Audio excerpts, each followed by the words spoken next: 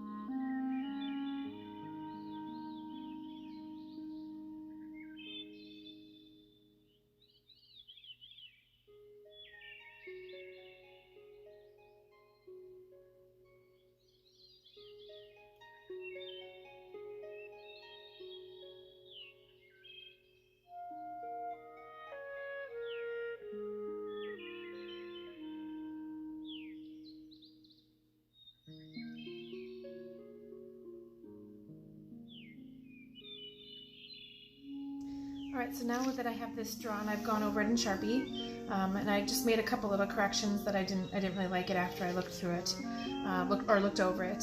Now what I'm going to do is I'm going to transfer it onto the wood. So there's two ways that you can do this. You can get a piece of transfer paper or some sort of like carbon paper, and you can put a sheet in between and then just go ahead and trace it over the top, and it'll leave the mark behind. Or you can do it what I call the easy way or the cheap way, and you can use pencil.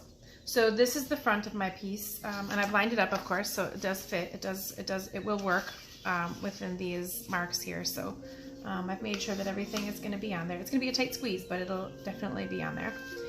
So now I'm going to flip it over, and I can see where my mark is on the back here. Got some pieces here. Hold on. So now I'm going to take a pencil, and I'm going to put a very heavy amount of pencil on the back. It doesn't need to be perfect. You just want to color it in the area. But you want to have enough graphite on there so that when you push to trace it, it's going to leave the marks behind dark enough so that you can see, but not so dark that it leaves an indent or anything like that, or something that's not erasable later. So you're just going to go over the whole thing. You may have to sharpen your pencil a couple of times, rotate it a little bit, whatever, or grab a couple different pencils and just go the whole way.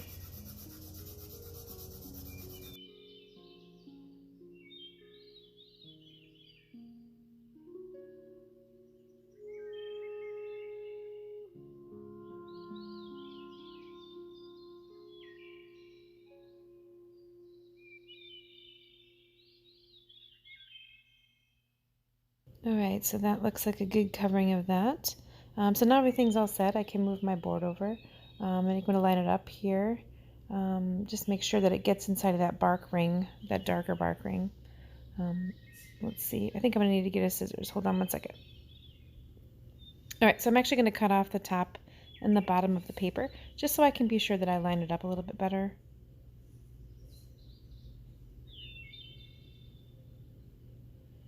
So something like that is good. Just get these out of the way here. And then I can see a little bit better the placement of where that bark ring will come down. You can see that it kind of hits that B there, or the B is right inside there, and that the D on the other side will be just fine. So I think that looks good. I'm just going to get some tape really quick, and then we'll keep going. Alright, so look how magical that is. Just get my tape, and it just appears. So I'm just going to use regular masking tape, excuse me, but you can use whatever you have. Just a piece at the top and a piece at the bottom, so it doesn't wiggle around while you transfer the image. So just something like that, nothing special. So everything's all set there, and then now we can transfer. Let me get this garbage out of here. Then we can transfer the image. So I just have a regular pen. You can use a stylus, or if you have any other kind of a tracing tool that you like to use, you can certainly use that. But I'm just going to use a pen.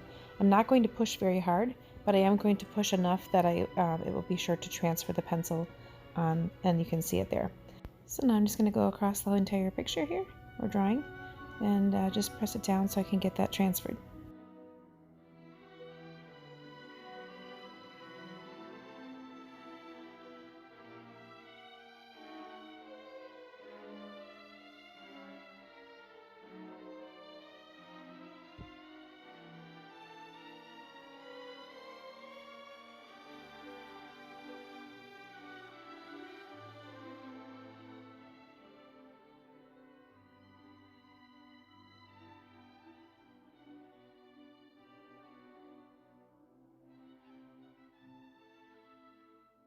Alright, I'm going to pull the tape off of just one side to make sure that everything has transferred. If after you look at it, everything looks good, you can take the thing completely off. If not, just stick it back down and touch up those areas that you want. So you can use this again, just apply a little bit more graphite to the back. Let's say you wanted to make several of these, you can just keep reusing the same template. You will eventually go through the paper, so you might not want to use it too many times, but you certainly can. Alright, so we have moved outside for two very good reasons. The first being that it's a beautiful day. The second being that when you burn wood, it does smell. It kind of smells excuse me, like a campfire, but when you do it inside, if your house is, the area that you're doing it in is kind of small, it can actually become extremely overpowering. So we're outside because my house is kind of tiny and I don't want to fill up my entire house with burnt wood smell. So I do have an extra piece. This is just a junk piece. It can be anything that you have, a 2x4, a shim, anything that you have laying around your house that you can use that's a similar type of wood to this. And you just want to use it so that you can test your wood and kind of get your bearings as far as how you want to. This one actually has something on it. Get that off there. For like how long you can hold it there before it'll burn, how to get the different tips to do what they want to do, etc. and so forth. So that is the addition to that. I'm going to get this out of the way. I don't need that anymore. And then this is the kind that we have at the library. This is the Weller brand. So you can't actually check this out, but you can use it in the library. Sometimes we do have wood burning classes, and you can actually, these are the ones that they use for that. So the kit comes with the wood burner, which you see here. I don't know, it's up to 900 degrees Fahrenheit. There's ones that are way more hot than this, obviously, but I think it's kind of overkill for what we use. So inside it has a bunch of different tips. You want to be sure that you only change these tips when the device is cool. You cannot touch it at all when it is hot. There's a whole bunch of different tips in here. They do all sorts of different things. Some of these are really, really neat. Like this one here it's just a big flat disc, leaves some big marks. So you have to read a book. There's lots of different things online as well as far as what all these tips do and how you can use them. But today I'm just going to use the chisel tip. I don't know how well you can see it, but it comes to a point, kind of like I don't know, something. So it's flat on this side. It's got a point on this side, and then it has these two like beveled edges that you can use for filling in and shading and all that stuff. I'm not going to do any shading today. This is just a basic wood burn. So again, this is the piece that we had in the house, or that we traced in the house. And you kind of just use it like a pen or pencil. And you don't want to touch anything up here. So basically you only touch the orange part. Sometimes it's, if you need to adjust your hand, it's hard to hold it way back here. So sometimes the inclination is that you want to grab up here, but you really just can't. You just can't. So, unless you want to go to the ER, of course. So you're just going to start. Again, you can use this piece as a tester to see how much you have to hold it down to be able to get it to do what you want it to do. It will burn if you hold it too far, obviously. So you want to be careful. So that's the nice thing about this one is if you hold it here on the side and you kind of pull it away, it'll leave these like scorch marks and kind of give you like a shading. Or you can just kind of do like general like hair marks. There's all different kinds of things that you can do with this tip once it's fully hot. If you're kind of using a tip, you just plugged it in and it's not doing anything, it could just be that it's not hot enough. So I'm just going to go ahead and go through. I'm not going to talk too much about it. It smells good already. And I'm not really pushing, I'm just kind of gliding along the letter here. And you can always, it's better to kind of just go through it the first time, and then you can always go through it again to see if you want to make it, if you want to need an area that needs to be a little darker, or you don't really like a certain area or whatever, you can certainly always go back over it.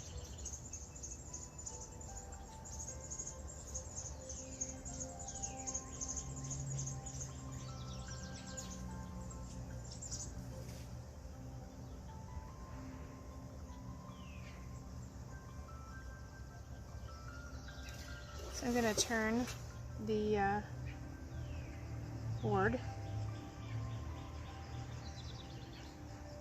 Obviously you need to just be aware which way the grain is running a little bit so that you don't get hung up on that. Right now I'm going across the grain. Anywhere it's darker wood or like that creates like that darker ring is going to be the harder wood. So it's going to kind of give you a little bump if you hit it too hard.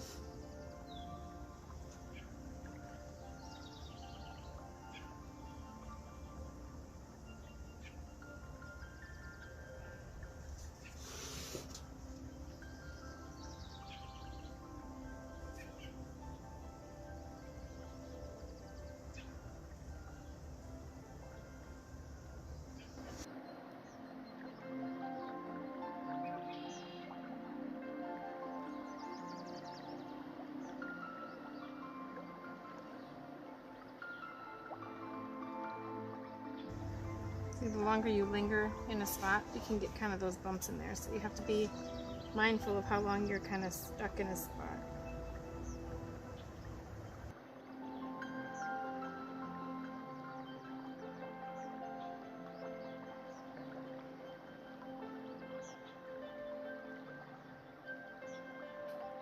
It's hard to do the chiseled edge on a curve, so you kind of have to use like the tip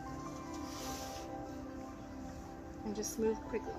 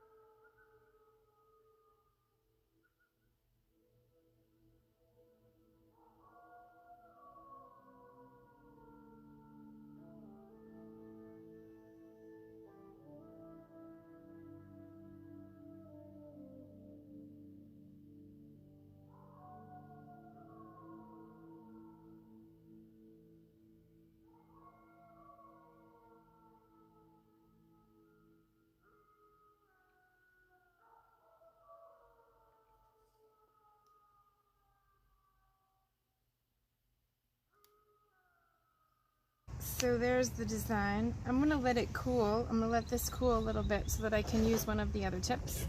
I just want to put a little extra detail with it, kind of just want to play a little bit. But so like this part here where you see that it's kind of yellowed, it has kind of that burn or scorch look to it. If that's not something that you like, if you just take a really fine grit sandpaper, you can actually grind, you can just sand that right out of there. Like this one here is a little bit light. I think I might go back over that with the other tip and just get it. These curved ones are pretty hard to use with the chisel tip. So you can either get 2 wood burners or you can kind of leave those separately. So it's one of those things that you just have to play with.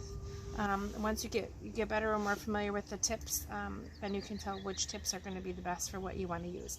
So like here it has a little bump here, a little scorch mark here. I don't mind that, so I'm actually going to leave it. But what I am going to go and do while this is cooling is I'm going to erase all the little pencil marks. Like here I changed my mind on that. I'm gonna go and erase all the pencil marks off of there so that I can, when I come back, I can just go ahead and scorch it and I'll be all done.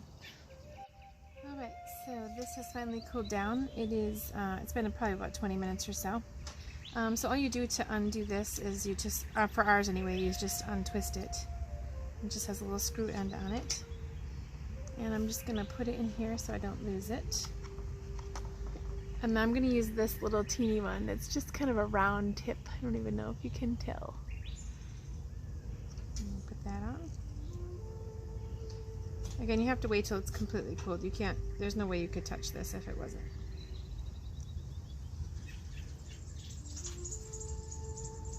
Alright, so now it's all set in there. I'm going to heat it up and I'll be right back.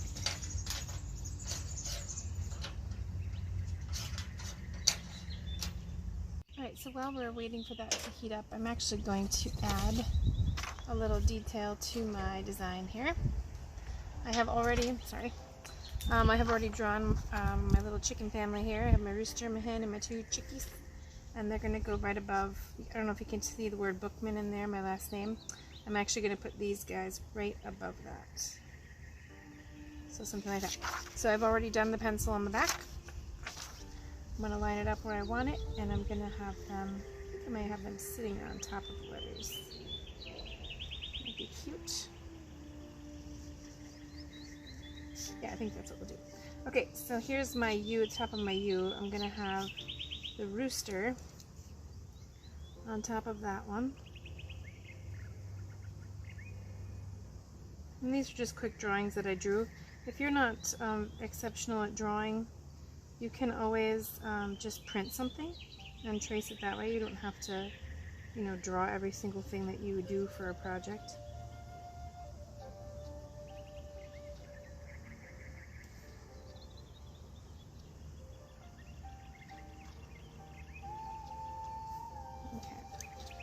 I'm going to slide the woman, the hen, down here just a smidge, so they're not going to be quite as close as they're drawn here.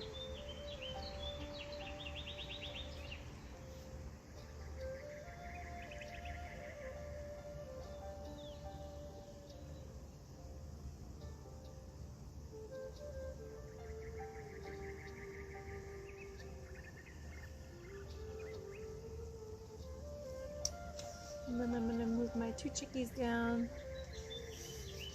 So one is here and one is here.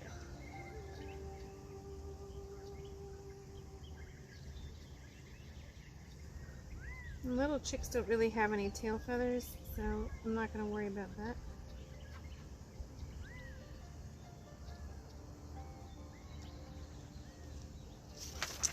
So there we have my chicken family.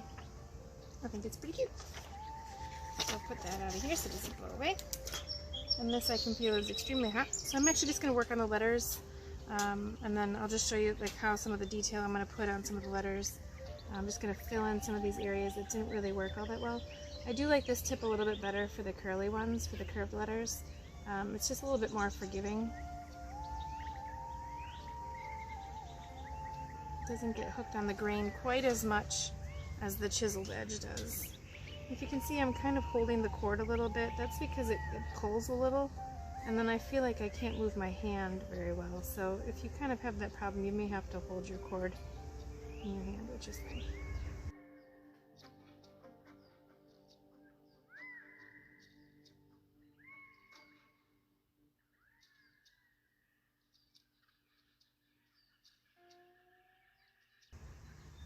There are different tips for this, these like rounded edge ones. This is the wider one. There is one that's very, very thin, or very pointy, I should say. So that's going to be good for like maybe doing this part with the chicks, but I'm actually just going to use use the same tip for the whole thing. I'm going to use this tip a little bit on these litters too, so they're not quite so straight, because the C and the O and the U and the S are a little bit wonky, just because it's, it's the nature of wood, it's a little bit wonkier. So I'm going to add maybe some little wonky sections here so it doesn't look quite so, I don't know, it makes these look maybe not quite as accidental, like they got stuck or something like that. So this will help with that look as well.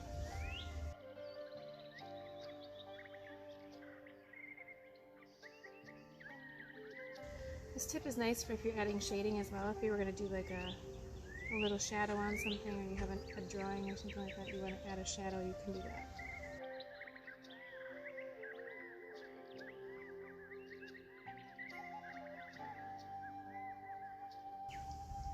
So here I had that place where we kind of got stuck on the grain a little bit, so I'm going to maybe just add a couple more wonky pieces, so again it doesn't look like an accident.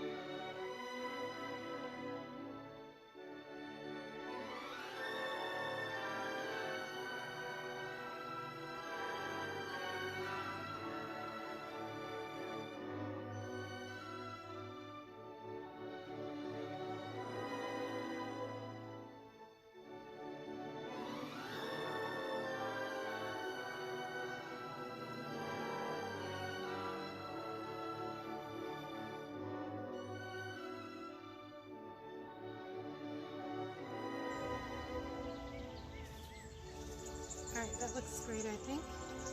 Kind of adds a little bit of a rustic look to it. It hides a few of the issues that I had when I was straight. So I'm going to go ahead and do my little booster here.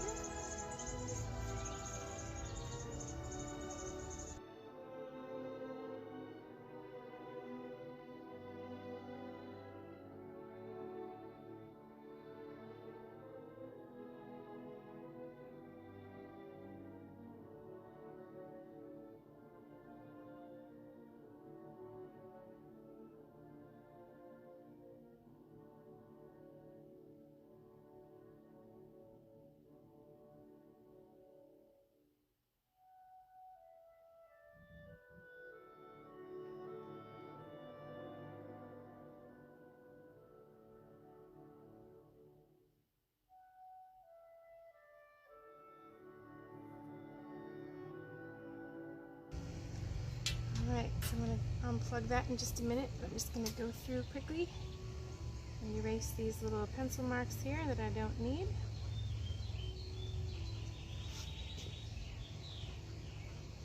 You want to make sure that you're using a light colored pencil or a white pencil or an artist eraser. Something that has a light color so that it doesn't make a mark on your actual board or whatever it is you're using. Alright, that looks great. So, there's the wood burning design for today. Please try it on anything. Wooden spoons, cutting boards, an old planter, an old toolbox. You can put your initials, start by just putting your initials on things. You can grab a stick that you find in the forest, cut little pieces like this and then sand them. Like this one here would have to be sanded, it's really jagged, but if you sand them off, you can make ornaments. You can do anything with these wood burning kits. We do have several of these in the library, but like I said, you have to use them in the library. So for the time being, you wouldn't be able to borrow the Metaspace room or reserve the Metaspace room. But once we reopen, keep it in mind because you certainly can do that. I'm not sure how much these kits were, but I know they weren't too expensive. It was maybe $15 to $30 depending on which kind you get.